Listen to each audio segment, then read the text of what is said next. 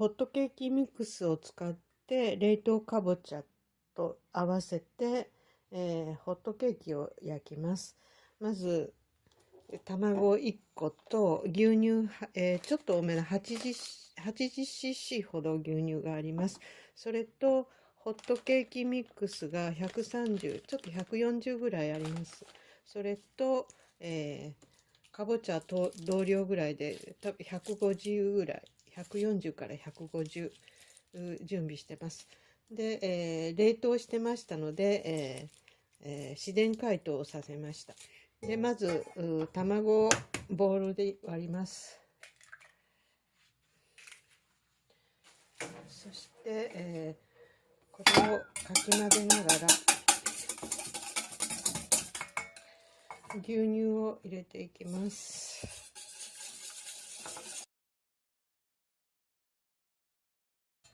で、かき混ぜましたら、この中にホットケーキミックスを入れて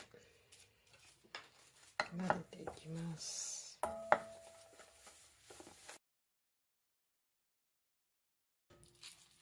の中に、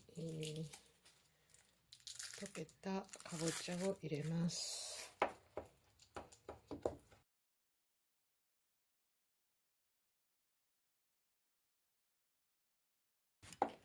で、これを焼いていきます。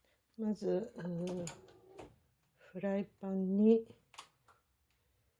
火を通します。中火ぐらいで。油を敷かなくてもいいと思うんですけど、ちょっと垂らして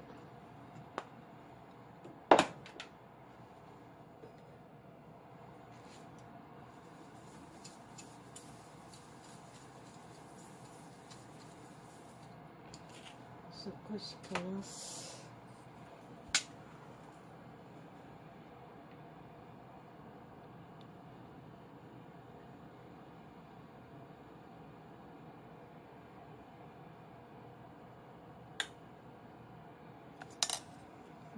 で、また火にかけます。周囲が少し乾燥してきたようですので、普通のホットケーキと同じですけど、周囲が火が通ったらひっくり返します。1、2分して、下が焼けたら、焦げ目がついたら、一応これで1枚出来上がりです。かぼちゃ入りのホットケーキが4枚ほどできました。お好みで、蜂蜜などをつけて食べてもいいですが、かぼちゃ自体が甘いので、このままでもいただけます。出来上がりです。